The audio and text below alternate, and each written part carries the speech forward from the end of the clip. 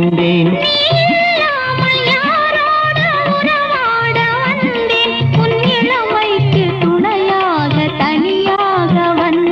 நான் மலரோடு தனியாக ஏன் இங்கு நின்றேன்? என் மகாராணி உன்னை காண ஓடோடி வந்தேன்.